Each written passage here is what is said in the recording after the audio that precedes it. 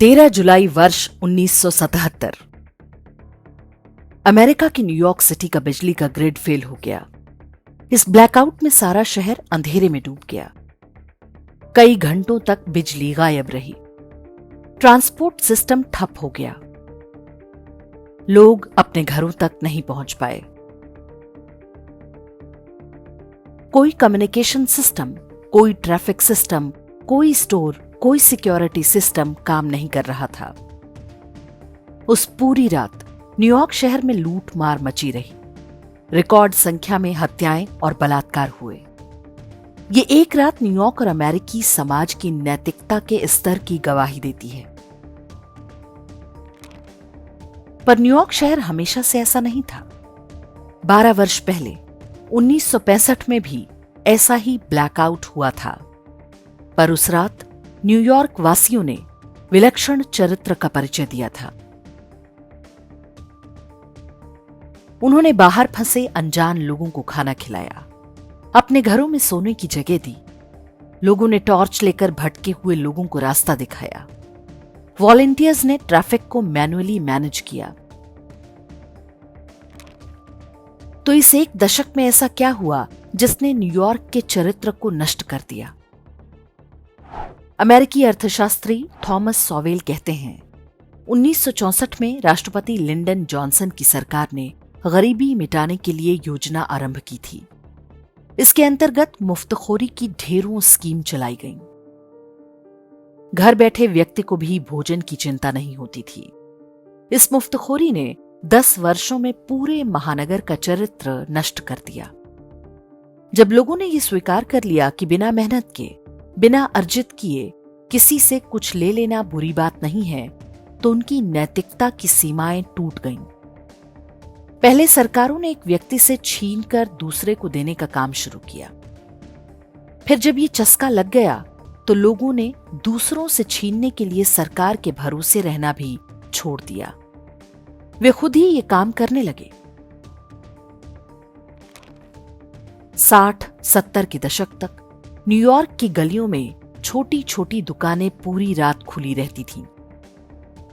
गर्मियों में लोग घरों के बाहर खुले में पार्क में सोया करते थे, लेकिन आज ऐसा करना खतरनाक हो सकता है।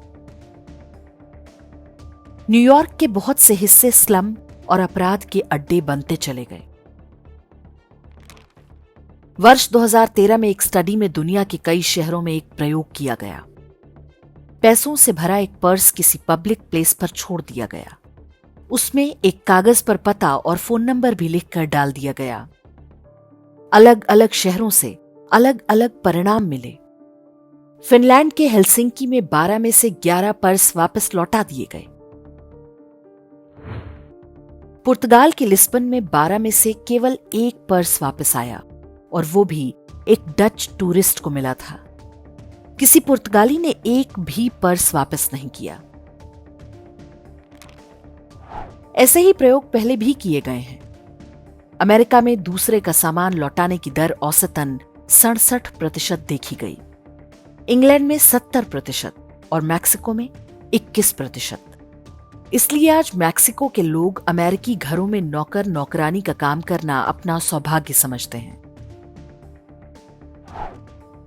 समाज की व्यापक नैतिकता एक विश्वास की परिधि बनाती है। ये विश्वास जितना गहरा होता है, परिधि जितनी व्यापक होती है, उस राष्ट्र या समाज में व्यापार करना उतना ही सरल होता है। बैंक आपको सस्ता कर्ज देते हैं। व्यापारी आसानी से उधार देते हैं। जिन बिरादरियों में जितना अधिक विश्वास होता है, वे उतने अधिक सफल और समृद्ध होते हैं। नीदरलैंड्स का एम्स्टर्डम शहर दुनिया के हीरा व्यापार का केंद्र है। हीरे जैसी कीमती वस्तु का व्यापार बिना गहरे विश्वास और नैतिकता के हो ही नहीं सकता। भारत में सूरत के हीरा व्यापार की भी यही कहानियां हैं। हीरा व्यापारी करोड़ों के हीरे एक दूसरे को बिना किसी कानूनी लिखा पढ़ी के केवल विश्वास पर दे देते हैं। नैतिकता कोई आनुवांशिक या जेनेटिक गुण नहीं, ये एक सांस्कृतिक संपदा है। संस्कृति में बदलाव के साथ नैतिकता के स्तर में भी बदलाव आता है।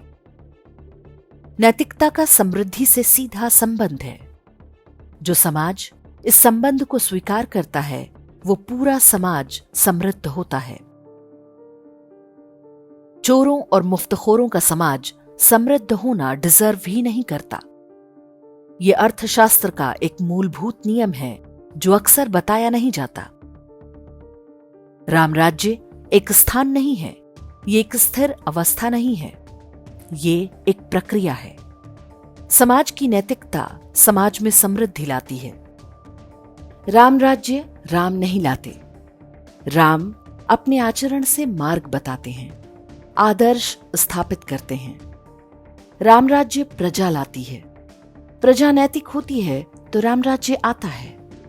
अन्यथा कुबेर की सोने की लंका रावण के हाथ में पड़ती है और जलकर नष्ट हो जाती है।